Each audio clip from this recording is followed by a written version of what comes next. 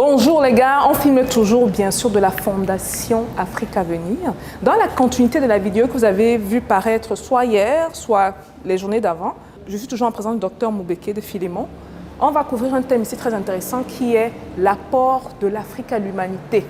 C'est une vidéo que vous devez faire voir à chacun de vos enfants, les nièces, même les enfants des voisins.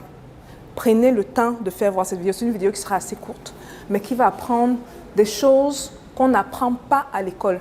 Et connaissant le système africain avec la pression française, c'est les choses qu'on ne va pas apprendre à l'école minimum durant les 50 prochaines années. Donc c'est à nous de faire ce travail-là. Bonjour Philémon, je vais tourner la caméra. Bonjour Madame Bida. Oui, comment vas-tu aujourd'hui? Je vais très bien, et vous? Très bien. D'accord. Alors, on va couvrir le thème comme on s'est dit, hein, le thème de l'apport de l'Afrique à l'humanité carrément. Exact. Et je vais te laisser faire la présentation. Ok, je vous prie. Vous approchez. Nous allons parler de ce que l'Afrique a apporté à la civilisation universelle. Nous allons commencer par les mathématiques. Les mathématiques avec la naissance de la géométrie. Nous sommes là dans la grotte de Blombos, 77 000 avant Jésus-Christ. Avant cette date, on n'a pas de signe de géométrie connu dans le monde. C'est la preuve que la géométrie est née en Afrique. 77 000 avant Jésus-Christ, on a retrouvé cette pierre dans la grotte de Blombos. L'arithmétique, avec l'os d'Ishango, 22 000 ans avant Jésus-Christ. Tu veux me dire qu'il y a de cela 75 000 ans, 22 000 ans, l'Africain faisait déjà l'arithmétique? Bien sûr, je suis en train de vous dire l'Africain posait déjà les opérations de base, c'est-à-dire la multiplication, la soustraction, la division, etc. Wow. Puisque je vous ai dit, l'homme vit en Afrique depuis 300 000 ans. Donc 22 000 ans en réalité, c'est hier, sur 300 000 ans d'histoire. Wow. Ok. Nous continuons avec la période des empires. Le plus grand savant de tous les temps, Imhotep, le père de la médecine moderne. Il a fait la médecine pratiquement en 2700 avant Jésus-Christ. Il a écrit un traité de médecine. Hippocrate va étudier son traité en moins 500 avant Jésus-Christ à Alexandrie. Donc Imhotep a précédé Hippocrate dans la médecine de 2200 ans. Il est considéré comme le père de la médecine en Afrique. Donc en Afrique, ce n'est pas Hippocrate le père de la médecine, c'est Imhotep. Ok. Et Imhotep va faire de lui un dieu, il va l'appeler tantôt Esculape, tantôt Asclépios. Lorsqu'on prête le serment d'Hippocrate, on prête au nom d'Imhotep, en réalité d'Asclépios ou d'Esculape. Imhotep, celui qui va aussi façonner les principes de base de l'architecture moderne que nous retrouvons dans ce bâtiment, la pyramide à degrés de Saqqara. Ah, j'ai été attends, je vais prendre ça, c'est intéressant ça. Ok. Oui, c'est dans ce bâtiment qu'on retrouve pour la première fois ce qu'on appelle en mathématiques les constances universelles. Le pi, le mètre, le décamètre, le nombre d'or, la coudée royale. Il va former d'autres architectes, notamment Sémuno, qui va construire le tout premier bâtiment en étage connu de l'humanité, le temple d'Hatshepsut. De même que Sémuno formera d'autres architectes, notamment Émuno, qui va construire la première pyramide de Gizeh. C'est Sémuno qui a fait le temple d'Hatshepsut. Oui, ah, wow. C'est l'architecte du temple d'Hatshepsut. Ah, je ne savais pas ça. Voilà. Et vous voyez que c'est un Africain. Voilà. Et c'est le tout premier bâtiment en étage connu de l'humanité. Nous sommes 1500 ans avant Jésus-Christ. Et nous sommes dans la vallée ce palais-là, c'est magnifique. Voilà, c'est Muno. Ici, nous avons le théorème dit de Pythagore et de Thalès. Mais ce théorème existait... Attends, théorème de Pythagore en Afrique, je vois papyrus mathématique égyptien Rind. Oui, à l'école aujourd'hui, on les enseigne sous le vocable de théorème de Pythagore et de Thalès. Mais nous avons ici la preuve formelle que ce théorème existait 1000 ans, 1500 ans avant l'arrivée de Pythagore et de Thalès en Égypte.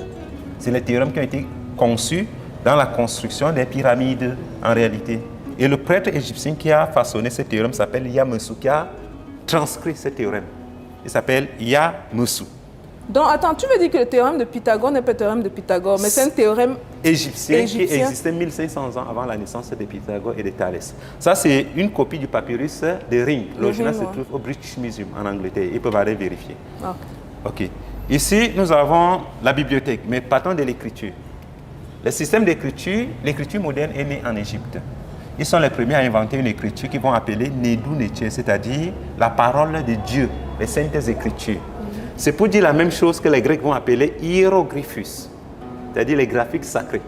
Ils écrivaient donc les Nedou Netché sur du papyrus. Ils vont aussi inventer le papier. Et la compilation des papyrus, les Grecs vont appeler ça biblos. Et le lieu où on garde les biblos, c'est ce qu'on va appeler la bibliothèque. C'est pour ça que la toute première bibliothèque c'est en Afrique, tout simplement parce que... mais je pensais que les Africains étaient des barbares.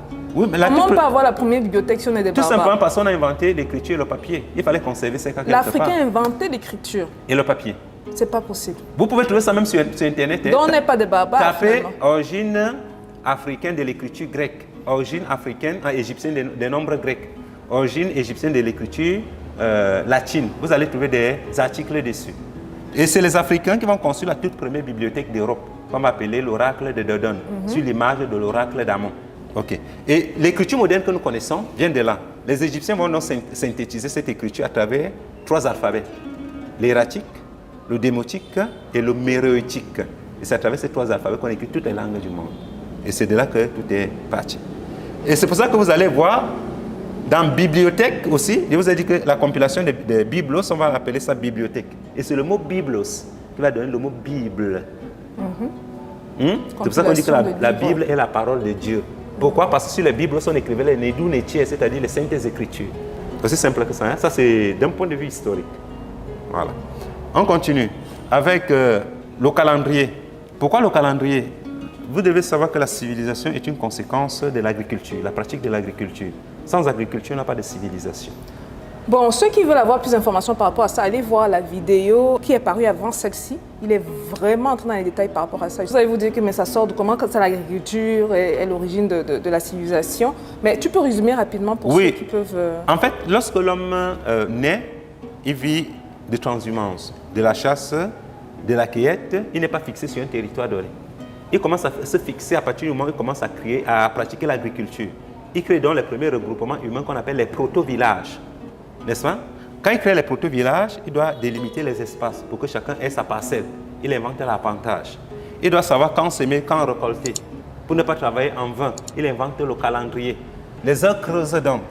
Entre la semis et les récoltes, il a le temps pour philosopher, il a le temps pour rendre un culte à Dieu, pour se poser les questions d'ordre existentiel. D'où je viens? Comment se fait-il que je sois là? Donc, le calendrier, comme la civilisation, sans agriculture, vous n'avez même pas le droit. Vous n'avez pas la politique, vous n'avez rien. Allez voir la vidéo, vous allez mieux comprendre. Exactement. Vous avez les systèmes de gouvernement. Je ne vais plus revenir sur les pyramides, puisqu'on a vu les constructions là-bas. L'État moderne est né en Égypte. Le chef d'État, le pharaon. Le premier ministre, le Tchatchi. Les circonscriptions administratives, les noms.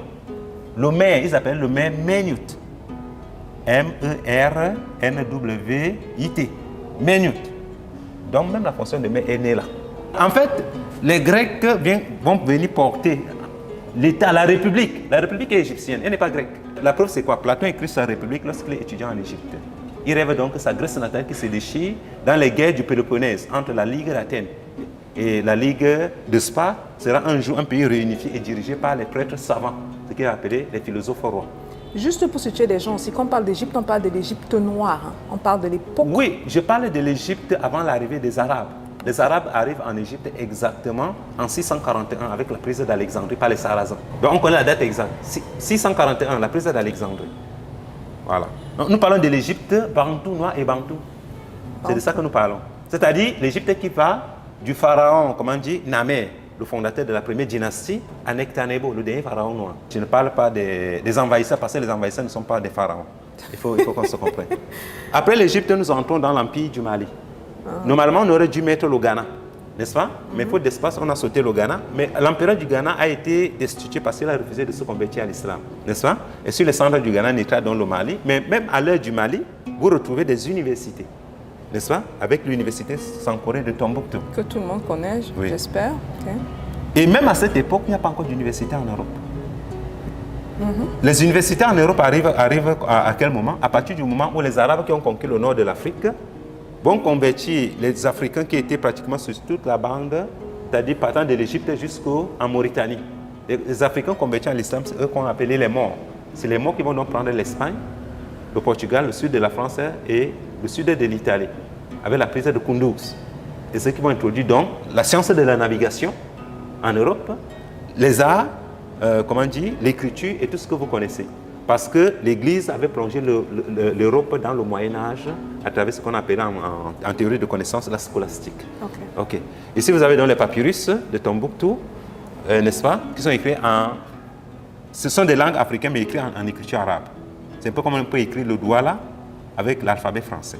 Et pour clôturer cette période, nous avons la figure de Cheikh Anta Diop, le père de la Renaissance africaine.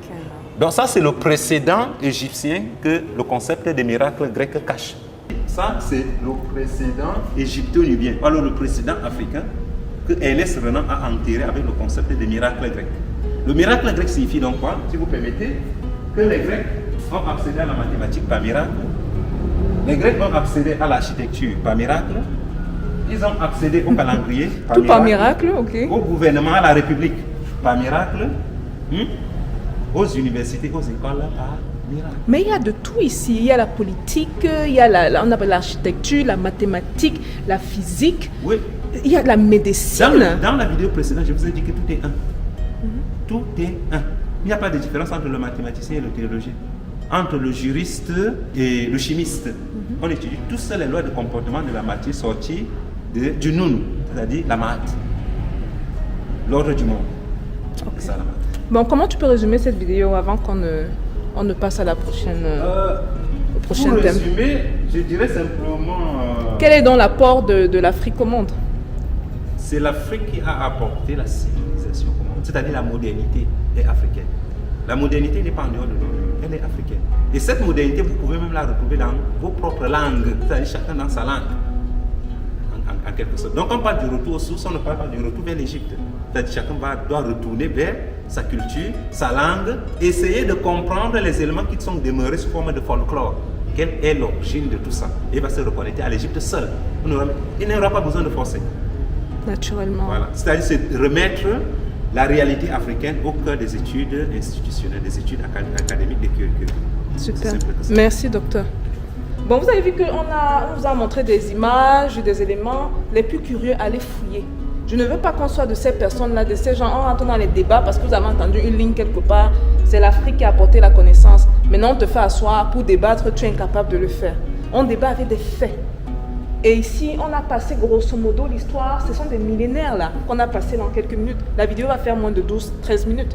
On ne peut pas résumer plus de 3000 ans d'histoire en 10 minutes. Donc prenez les éléments qui vous intéressent. Si vous êtes dans la politique, allez prendre les éléments au niveau du gouvernement. Si vous êtes médecin, allez prendre les éléments au niveau du MOTEP, allez fouiller. Si vous êtes intéressé par la physique et tout, allez regarder ces affaires-là. Afin que quand vous asseyez dans des débats, vous ayez des éléments solides, vous ayez des références. Et l'autre qui va venir parler n'aura aucune référence comme d'habitude. On se voit à la prochaine vidéo, ok? Peace out, les gars.